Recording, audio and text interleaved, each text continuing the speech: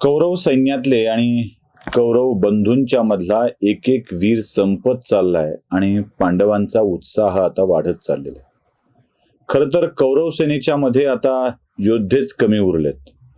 एक अश्वत्थामा, कृतवर्मा, दुर्योधन आणि कुलगुरू कृपाचार्य, एवढ्या योद्ध्यांच्या जोरावर आता हे युद्ध कौरव जिंकणार नाहीत याची खात्री आता सगळ्यांनाच येऊ लागली आहे. पण जोपर्यंत दुर्योधन जिवंत आहे तोपर्यंत या युद्धाचा निकाल लागला असं होणार नाही. पांडवांच्या मनामध्ये अत्यंत आनंदाची स्थिती येते.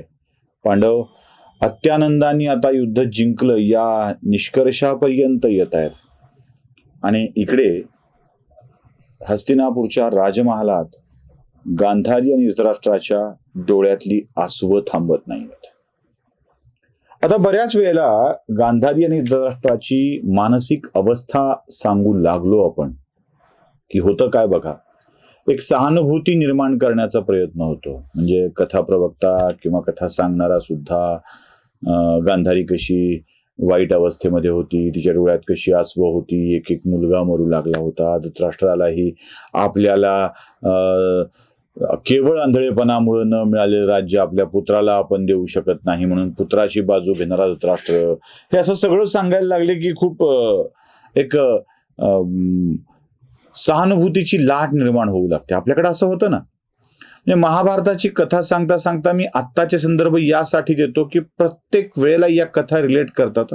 प्रत्येक वेळेला माणूस रडला, डोळ्यात आसवं आली की आपण सहानुभूती द्यायला सुरुवात करतो. कोणी भिजतं, कोणी रडतं, कोणी रडल्याचं दाखवतं आणि मग आपली सहानुभूती तयार होऊ लागते. कर्तृत्ववान राजा रडत नसतो हे लक्षात ठेवा. कर्तृत्ववान राजा हा रडण्याच्या ऐवजी लढण्याच्या गोष्टी करत असतो. पण अनेक जण माझ्यावर अन्याय झालाय, याच्यावर अन्याय झालाय, त्याच्यावर अन्याय झालाय म्हणून रडलेल्या व्हिडिओजना दाखवून आपल्याकडे सहानुभूती निर्माण करतात. मला वाटतं गांधारी आणि धृतराष्ट्राच्या बाबतीत सुद्धा हेच होत आहे. माझी 99 पुत्र गमावली, दुःशासनही गेला, सगळं चाललंय, पुत्र मरतायत, काय करायचं हा प्रश्न असतो. आणि आता धृतराष्ट्राच्या आणि गांधारीच्या मनामध्ये हाच भाव येतोय. धृतराष्ट्र आता गांधारीला उद्युक्त करतोय. तो काय म्हणतोय, बघ बघ, तुझा मुलगा दुर्योधन हा सारखा तुझ्याकडे येत होता, तुझ्याकडे यशस्वी भव असा वर मागत होता, विजयी भव असा वर मागत होता, पण तू त्याला विजयी भवचा आशीर्वाद कधीच दिला नाहीस. तुझे पुत्र सगळेच संपलेत, एकटा दुर्योधन उरलाय गांधारी. आता अगं याला आता तरी विजयी भव, यशस्वी भव असा आशीर्वाद दे, तुझ्याच्यानं ते शक्य आहे. गांधारीच्या मनामध्ये सुद्धा विचार येऊ लागलाय की आपण आपल्या कोणत्याच मुलाला वाचवू शकलो नाही, कोणत्याच मुलाला आपण मदत करू शकलो नाही. आता काय होणार, हाही मुलगा जाणार आणि आपला एवढा मोठा 101 मुलांचा वंश असा सहज संपून जाणार. या 18-19 दिवसाच्या युद्धामध्ये सगळं काही संपणार. गांधारीच्या मनात सुद्धा आता पुत्रप्रेमाचं भरतं येऊ लागलंय. आजवर गांधारीला जाणीव होती की आपली मुलं ही चांगल्या मार्गावर नाही आहेत, आपल्या मुलांना काहीतरी समजावून सांगितलं पाहिजे, त्यांनी एवढा आतताईपणा करायला नको आहे, हे गांधारीच्या मनामध्ये आजपर्यंत होतं. पण आता गांधारीच्या मनामध्ये सुद्धा एकुलता एक पुत्र वाचावा, त्याचा विजय व्हावा यासाठीच्या इच्छा जाग्या होऊ लागलेल्या आहेत. आणि तिला धृतराष्ट्र तिचा पती उद्युक्त करतोय. गांधारी आणि धृतराष्ट्र ही 2 पात्र आहेत ज्या पात्रांच्याकडे आपण नीट बघितलं पाहिजे. धृतराष्ट्र जन्मांध आहे, दिसत नाही आहे. आणि असा जन्मांध व्यक्ती आपल्यावर अन्याय झाल्याची भावना ठेवू नये.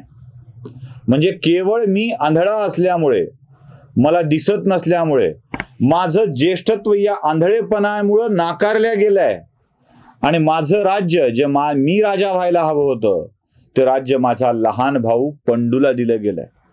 कारण तो आंधळा नाहीये, आंधळा राजा असता कामा नाही. कोणताही आंधळा राजा राज्यकारभार नीट करू शकत नाही. कोणताही आंधळा राजा.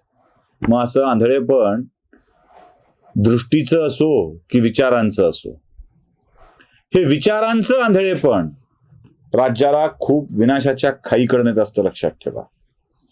म्हणजे माझं आंधळेपण माझ्या धर्माला नाकारण्यात आहे, कारण मी सगळ्याच धर्मांना सोबत घेऊन जाऊ तर यशस्वी होऊ शकेल, असं आंधळेपण असलेला राजा.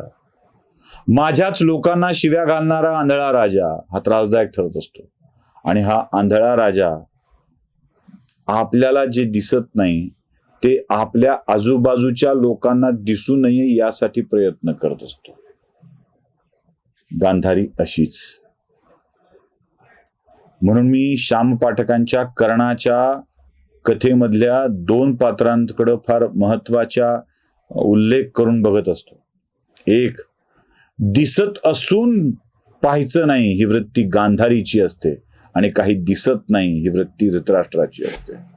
धृतराष्ट्र आणि गांधारी या दोघांची युती झाली म्हणजे काही दिसत नाही असा माणूस, समोर वाईट काय चाललंय ते दिसत नाही, आणि वाईट चाललेलं दिसत असतं पण पाहायचं नाही, ही गांधारीची वृत्ती आली की राज्य अडचणीत असतं.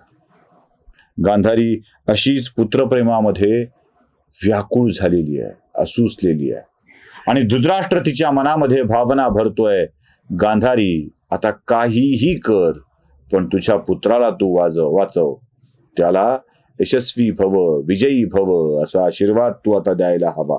नुसता द्यायला हवा नाही, त्यासाठीचं आवश्यक बळ त्याच्यामध्ये भरायला हवं. बाजूला बसून पिता आपल्या पुत्राला वाचवण्यासंबंधीचा सतत बोलतोय, आणि गांधारीच्या मनामध्ये सुद्धा तो विचार येऊ लागला आहे. आणि गांधारी मनाशी काही निश्चय करते आहे, दुर्योधन या युद्धात मेला नाही पाहिजे, तो संपला नाही पाहिजे, हे तिच्याही मनात येत आहे. कारण हृदय शेवटी आईचं, आणि आई काही विचार करते आहे, आणि त्याच विचारात ती कुरुक्षेत्राच्या रणभूमीवरती लढणाऱ्या दुर्योधनाला भेटायला येण्याचा संदेश पाठवते आहे, आणि कुरुक्षेत्राच्या रणभूमीकडे गांधारी निघते आहे. काय होत आहे बघूया पुढच्या भागात.